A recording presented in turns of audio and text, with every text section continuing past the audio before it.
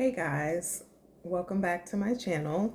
So today the topic of discussion is the goals of a narcissist. I had the pleasure of dating one for almost 2 years, and I do want to have a disclaimer that I am not a therapist. I am not a psychologist. I do not have a background in any of this. And I share my personal experience.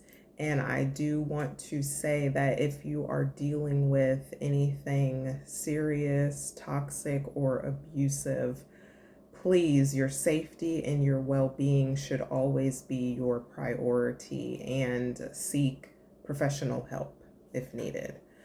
Okay, so let's get into it. So I've learned that the purpose or the goal of a narcissist is to seek, conquer, and destroy. And we'll go through each item. Seeking. They are seeking a victim that is going to give them the supply that they need. So think of it kind of like an addiction, right? And then they have a person that they are interacting with, whether it is positive interaction or negative interaction, that gives them that high or that rush that they seek. So in the seeking phase, they can come off as charming. They will love bomb you. They will make it seem like they have this admiration for you. The relationship is all about you and your needs. You are just the greatest thing ever. They will even go to extreme lengths of mirroring you to make it seem as if they are the perfect partner. What that can look like is, okay, your hobbies are now their hobbies. Your beliefs or values are now their beliefs and values. During that seeking phase, they can become shapeshifters. They will transform into whatever they think you need them to be in order to seem as if you are their, you both are soulmates. You are like perfect partners. It's like, oh, where have you been my entire life? And that's how they suck you in. And they hope that the love bombing or the validation that they are giving you in the beginning is enough to keep you hooked. In the conquer phase, it's all about control. They want to control you. And keep in mind, they can be very patient and keep up the facade for a very long time until they get you where they need you to be. And this can look like moving in together, being married. And as soon as that happens, it's like all hell breaks loose, because they no longer have to pretend or mask, their agenda or who they really are. So that is pretty much like the conquer phase. If they can get you into a situation where they can control you, and I'm talking about control as far as like how you're maneuvering your life. It can be appearances. It's how you respond to things, like any way that they can dominate you.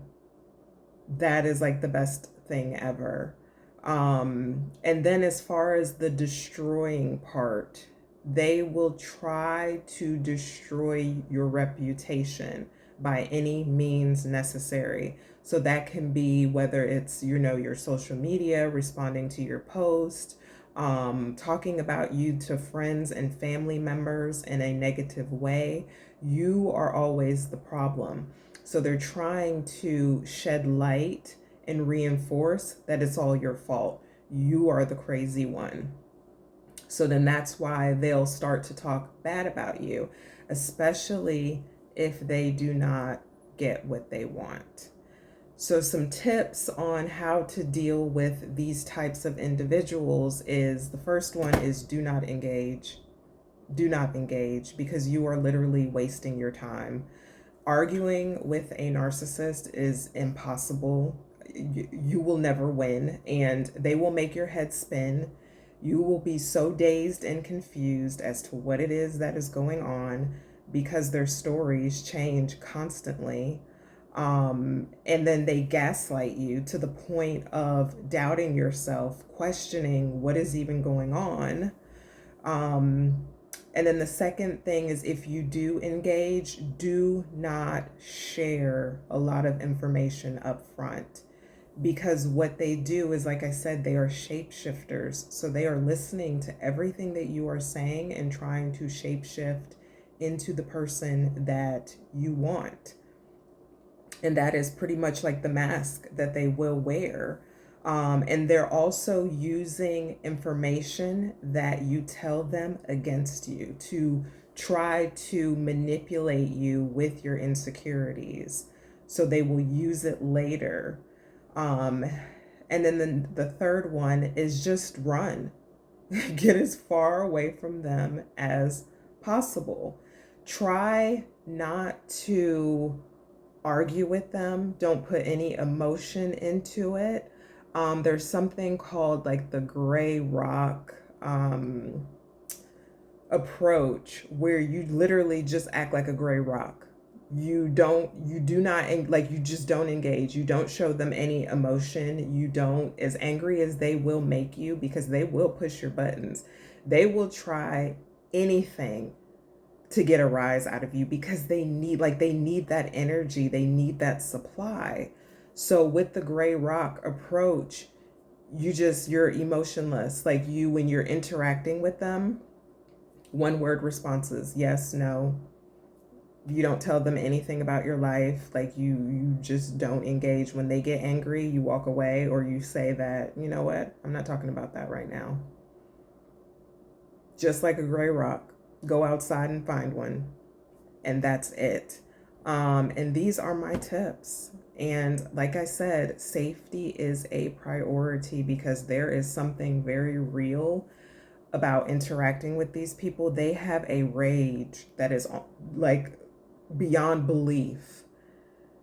And you may not spot that in the beginning, but when you are interacting with these individuals and the relationship goes on, it's almost like they are so emotionally unstable, and anger goes from 0 to 100.